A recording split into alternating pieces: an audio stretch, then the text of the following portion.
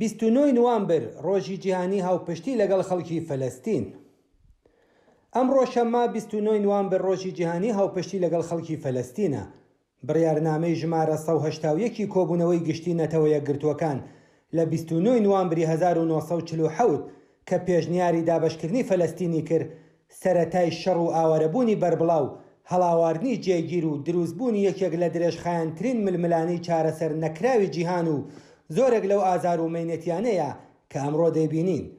کۆبوونەوەی گشتی نەتەوە یەکگرتووەکان ڕۆژی 21 نوامبری 1970 29 نوامبر ساڵیادی پەسەندکردنی بڕیارنامەی 181 دابەشکردنی فەلەستینی وەک ڕۆژی جیهانی هاوپشتی لەگەڵ خەڵکی فەلەستین دەستنیشان کرد. ئەو ڕۆژە وە بیرهێنەرەوەی دەیان ساڵ داگیرکاری، هەڵاواردن، شەڕ، ئاوارەیی و سەرکوتی خەڵکی فەلەستینە. شەڕە یەک لە دوای یەکەکانی ئیسرائیل لە دژی غەزە و کەناری ڕۆژاوا بە تایبەت لە ساڵانی ڕابردوودا وێنەی جینۆسایدێکی بە تەواومانای دەوڵەتی خستووەتە بەرچاو. بردومانی ناوچەکانی نیشتەجێبوون، ژێرخان و سەرچاوە گرنگەکان، نەخۆشخانەکان، قوتابخانە و کەمپەکانی ئاوارەکان بووەتە هۆی کوشتاری بەربڵاوی خەڵکی مەدەنی بە تایبەت منداڵان. گەماڕۆی درێژخایانی ئابووری سەر غەزە، سنووردارکردنی توندی هاتوچۆ، ڕووخاندنی ماڵ و ئاوارەکردنی بنەماڵەکان لە زومرەی شێوازە بەردەوامەکانی سەزادانی بە کۆمەڵن کە تێیدا سەرەتایترین مافەکانی مرۆڤ لە بەرچاو ناگیرێت. ئەم دۆخە وای کردووە ژیانی ئاسایی بە ملیۆنان کەس لە خەڵکی فەلەستین مەحاڵ بێت. هاوکات هەڵسوکەوتی نامرۆڤانە لەگەڵ بەدیلگیراوەکان، دەستگیرکراوەکان و زیندانیانی سیاسی فەلەستینی بەشێکی ترە لە کارنامەی ڕەشی دەوڵەتی فەلەستین کە خۆی لە دەست بەسەرکردنە ئیداریەکان بەبێ دادگاییکردن، ئەشکەنجە و هەڵسوکەوتی نەشیاو لە کاتی لێپرسینەوەکان، ڕاگرتنی منداڵان و تازەلاوانی فەلەستینی لە بارودۆخێکی خراپ و سوکایەتی ئامێزدا، پێشگرتن لە ئیمکاناتی دەستڕاگەیشتن بە پارێزەر و خزمەتگوزاریە پزیشکیەکان و هەروەها سەپاندنی جۆرەها گوشاری دەرونی و جەستەییدا دەبینێتەوە کە زۆر جار لەلایەن دامەزراوە نێودەوڵەتیەکانی مافی مرۆڤەوە بەڵگەی لەسەر تۆمار کراوە. ژنانی بەدیلگیراوی فەلەستینی جگە لە هەموو ئەمانە لەگەڵ توندوتیژی ڕەگەزی، هەڕەشە، سوکایەتی و هەڵسوکەوتی زۆر خراپیش بەرەو ڕوو دەبنەوە. لەم ڕۆژە جیهانیەدا پێویستە جەق لەسەر دوو ڕاستی بکرێتەوە. یەکەم، بەرگری ڕاستەقینە لە خەڵکی فەلەستین هیچ پەیوەندیەکی بە دەوڵەتە کۆنەپەرست و سەرگوتگەرەکان لەوانە کۆماری ئیسلامیەوە نییە. دووهەم، ڕزگاری فەلەستین لە ڕێگای ڕێکخرا و ڕەوتە بناژۆخواز و تایفیەکانی وەک حەماسەوە بەدەست نایێت، بەڵکو چارەسەری پرسی فەلەستین تەنها بە پشتبەستن بە هاوپشتی هێزە چەپ و پێشکەوتن خواز و سێکۆلار و یەکسانی خوازەکان دەستە بەردەبێت. جاچە لە خودی فەلەستین بێت، لە ئیسرائیل یان لە هەر ئاستێکی جیهانی و چ لە شێوەی یەک دەوڵەتی خاوەن مافی یەکسان بۆ هەمووان یان پێکهاتنی دەوڵەتێکی سربەخۆی فەلەستینی لە پاڵدەستی ئیسرائیلدا. هاوپشتی لەگەڵ خەڵکی فەلەستین ئەگەر ڕازگۆیانە و یەکسانی خوازانە بێت، دەبێت خۆی لە دوو جەمسەری کۆنەپەرستانە دوور بگرێت.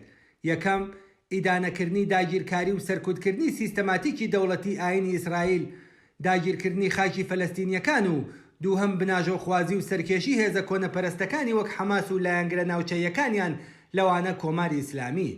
ڕژیمی کۆماری ئیسلامی هەر لە ساڵەکانی سەرەتای هاتنە سەرکاریەوە پرسی فەلەستینی کردە پایەی تەبلیغاتی و ئیدۆلۆژی خۆی. ڕۆژی قودسی دەوڵەتی وەڕێخست، دروشمی ئازادی قودسی لەسەر ئاڵاکانی خۆی نووسی، هاوکاری دارایی و سەربازی گەیاندە گروپەکانی وەک حەماس و جیهادی ئیسلامی و خۆی وەک ئاڵا هەڵگری خۆراگری لە ناوچەکەدا ناساند. بەڵام لە پشت ئەم دروشمانە کارنامەی ڕاستەقینەی کۆماری ئیسلامی بەرامبەر بە خەڵکی فەلەستین بە تەواوی تێکدەرانە و ڕیاکارانەیە. بۆ کۆماری ئیسلامی فەلەستین بووە بە ئامرازێک بۆ شەرعیەتدان بە ناوخۆ، بە نمایشی تەبلیغاتی و ڕێپێوانی زۆرەملێ و میدیای دەوڵەتی هەوڵیدا خۆی وەک بەرگریکاری ستەملێکراوان نیشان بدات. ئەوە لە کاتێکدایە کە لە ناوخۆی ئەو سیستەمەدا لە سێدارەدان و ئەشکەنجە، هەڵاواردنی جەندەری، سەرکوتی کەمینەکان و کوشتاری خۆپشاندەران بەڕێوە دەبات.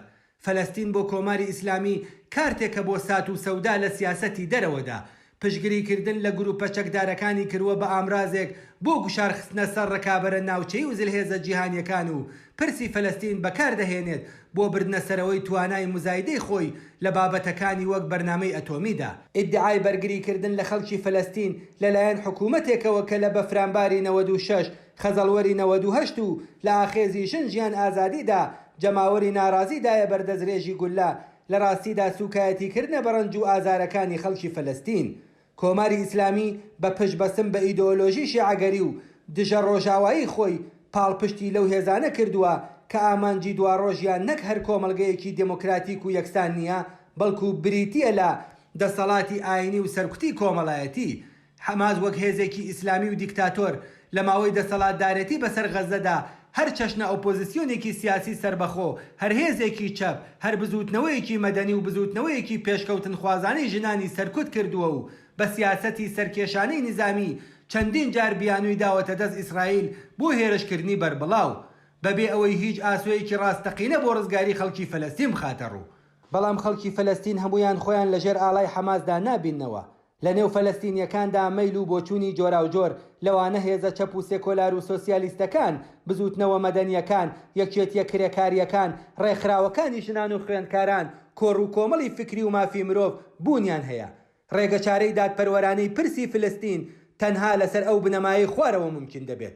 بە فەرمیناسینی مافی یەکستان بۆ سەرجەم دانیشتوانی لە مێژینەی ئەو ناوچەیە لەوانە یەهودی، عەرەب، موسڵمان، مەسیحی، چەپ و سێکۆلار و هتر بەبێ جیاوازی، کۆتایی هێنان بە داگیرکاری، کۆتایی هێنان بە دروستکردنی شارۆچکەی نیشتەجێبوون و هەڵاواردنی یاسایی بەرامبەر بە فەلەستینیەکان، بە فەرمیناسینی مافی گەڕانەوە یان قەرەبووکردنەوەی دادپەروەرانە بۆ ئاوەرە فەلەستینیەکان، گەرەنتیکردنی ئەمنیەت و ئازادی بۆ هەردوو دانیشتوانی فەلەستینی و ئیسرائیلی. ئەم ئاسۆیە دەتوانرێت لە چوارچەوەی دوو سناریۆدا بێتە گۆڕێ. سناریۆ یەکەم بریتیە لە دروستکردنی دەوڵەتێکی دموکراتیک بە لە بەرچاوگرتنی مافی یەکسان بۆ هەمووان کە تێیدا سەرجەم هاوڵاتیان بەبێ لە بەرچاوگرتنی جیاوازی نەتەوە و ئاین لە مافی یەکسانی سیاسی و مەدەنی و کۆمەڵایەتی و فەرهەنگی بەهرەمەند بن. هیچ هەڵاواردنێکی ڕەگەزی، نەتەوەیی و ئاینی لە یاستا و دامەزراوەکاندا بوونی نەبێت و پێکهاتەی دەسەڵاتدارەتی لەسەر بنەمای مافی یەکسانی یاسایی و هاوڵاتی بوون بنیاد نرابێت، نەک ناسنامەی نەتەوەیی یان ئاینی. ئەم سناریۆ پێویستی بە گۆڕانکاریەکی قوڵ هەیە لە پێکهاتەی یاسایی و سیاسی ئیسرائیلدا و هەروەها بەهێزبوونی هێزە پێشکەوتن خواز و دژە ڕەگەزپەرستەکان لە هەردوو دیوی دیوارەکەوە. سناریۆی دووهەم بریتیە لە پێکهێنانی دەوڵەتێکی سربەخۆی فەلەستین لە پاڵ دەوڵەتی ئیسرائیلدا کە سنوورەکانی بە فەرمی بناسرێت، کۆتایی بە داگیرکاری بێت و سربەخۆیی سیاسی و ئابووری فەلەستین گەرەنتی بکرێت. بەڵام واقعیەت ئەوەیە کە هیچ کام لەم دوو سناریۆیە بەبێ پشتبەستن بە بزوتنەوە کۆمەڵایەتیە پێشکەوتن خواز و دموکراتیکەکان و یەکسانی خوازەکان لە خودی ئیسرائیل و فەلەستیندا و هەروەها بەبێ گوشار و پاڵپشتی ڕایگشتی جیهانی، یەکێتیە کرێکاریەکان، بزوتنەوە خوێندکاریەکان، ڕێکخراوەکانی مافی مرۆڤ، حیزبە چەپ و سێکۆلارەکان جێبەجێ ناکرێت و بەبێ هاتنە مەیدانی ئەو هێزانە هیچ چارەسەرێکی بەردەوام بۆ پرسی فەلەستین بەدی نایێت.